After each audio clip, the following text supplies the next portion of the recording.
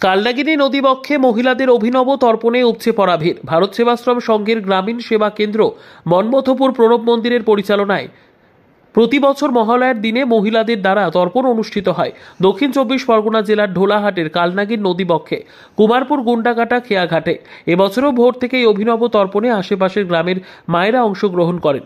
স্বামী প্রণবানন্দ মাতৃ সুরক্ষা মঞ্চের পরিকল্পনায় মায়েরা সমূহ রীতিনীতি মেনে তাদের পূর্বপুরুষের আত্মার শান্তি কামনার সাথে সমাজের শান্তি কামনা করেন তর্পণের মাধ্যমে। তর্পণের আগে তারা ওই গ্রামের প্রাচীন ঐতিহ্যবাহী গুন্ডাকাটার শিবকুণ্ড প্রদক্ষিণ করেন। এই অনুষ্ঠান উপলক্ষে স্থানীয় প্রাক্তন শিক্ষক অজয় কুমার প্রধান স্বামী প্রণবানন্দজি মহারাজের 129তম শুভারবিবাহ বর্ষ উপলক্ষে 129 জন মায়েদের হাতে আলতা সিঁদুর তুলে দেন।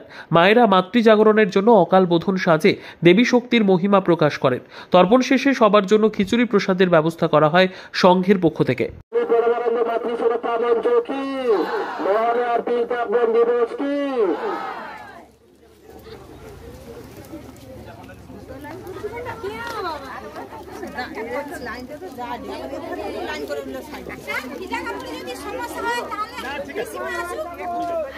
আজ মহালয়া